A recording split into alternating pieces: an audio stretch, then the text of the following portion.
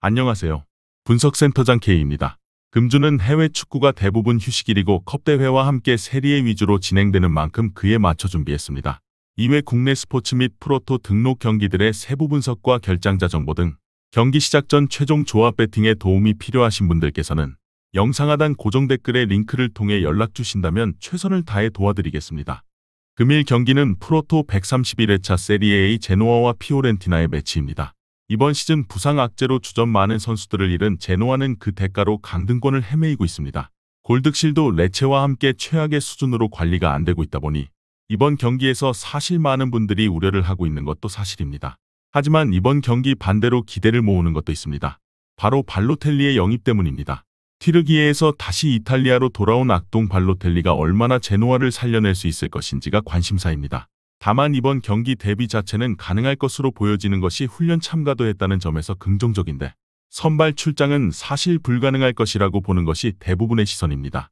그렇다 보니 다시 피나몬티가 라인을 최전방에서 이끌어줘야 하는데 상대의 조직력을 생각한다면 제노아가 다시 압박을 당하는 쪽이 될 수밖에 없을 것이라 생각됩니다.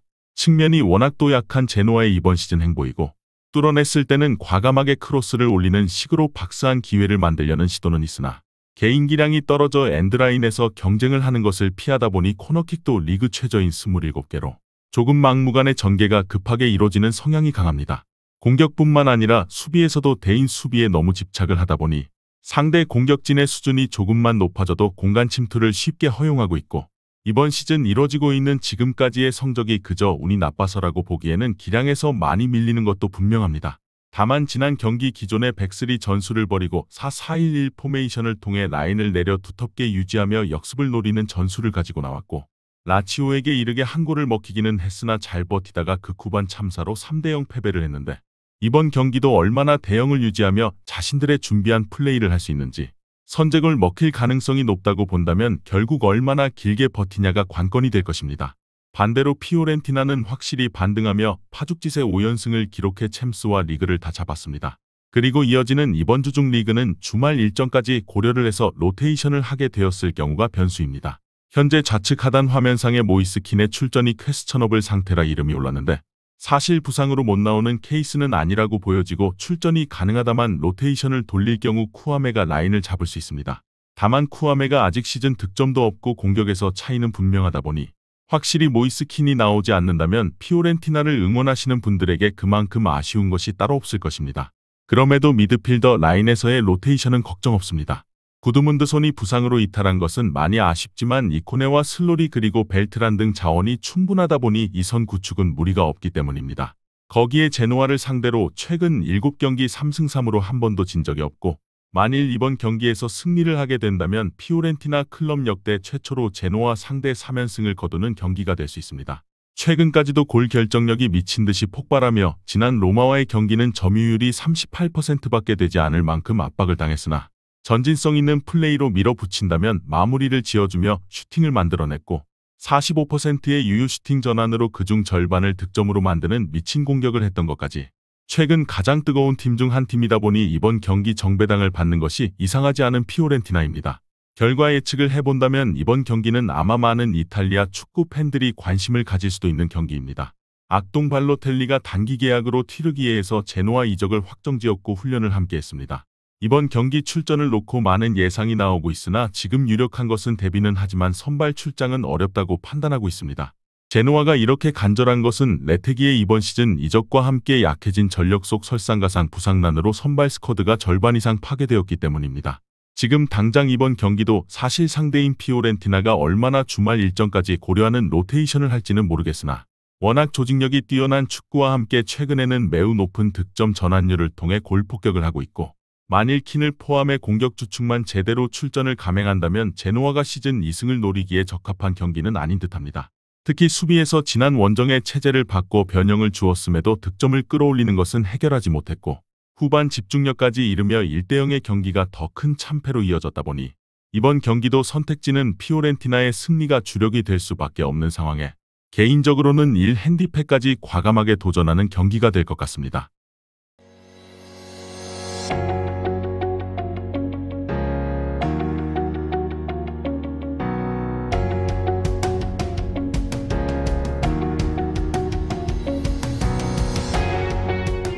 다음 경기는 AS 로마와 토리노의 매치입니다. 먼저 로마는 유리치 감독의 위기 속에 최근 강팀들을 내리넘지 못하며 1무2패로 흔들리고 있습니다.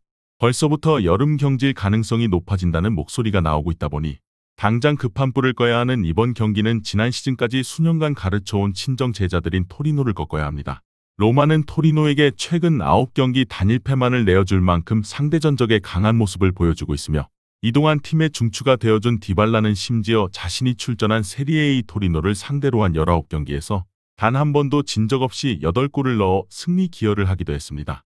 즉 공격에서 최근 답답했던 로마가 조금 혈이 뚫릴 수 있는 명분은 분명히 있다고 보여지는데 여기에는 수비에서도 에르모소가 지난 경기 퇴장으로 징계 결장이 이뤄지다 보니 이에 맞춰 앙헬리노가 내려간다면 잘레프스키 혹은 디발라와 함께 소울레를 기용하며 측면의 강점을 같이 살리는 선택을 할 수도 있게 됩니다.